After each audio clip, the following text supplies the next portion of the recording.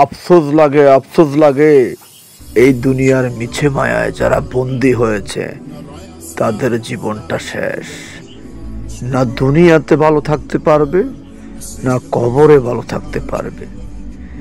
এখনো সময় আছে, নিজকে পরিবর্তন করো, আল্লাহর প্রতি পরিপূর্ণ আত্মবিশ্বাস অর্জন করো, আল্লাহ রাসূলকে পরিপূর্ণ ভালোবাসো।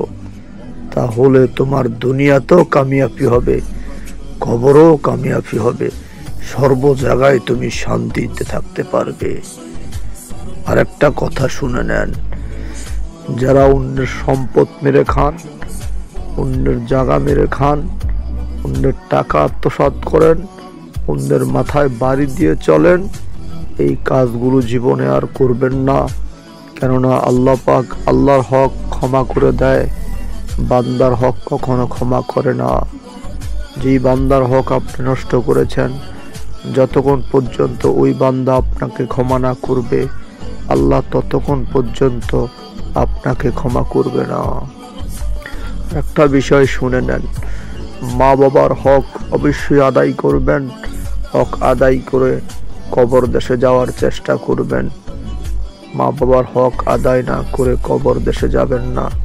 মা যদি তার দুধের দাবি ক্ষমা না করে দেয়, সন্তানের কিন্তু পদে পদে মুসিবত। বেশি বেশি আল্লাহ রাসূলের উপর দুরূদ শরীফ পড়বেন। যাদের মা বাবা জীবিত, মা বাবার সেবা করবেন। কবর দেশে যারা চলে গেছে, ছুটে ছুটে দৌড়িয়ে যাবেন, যে কবর জিয়ারত করবেন।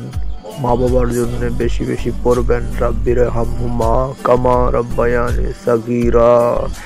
পূর্বপুরুষ, দাদা দাদি, আত্মীয় স্বজন যারা আছে কবর দেশে, এদের কবর জিয়ারত করবেন। সবাইকে অসংখ্য ধন্যবাদ। আসসালামু আলাইকুম।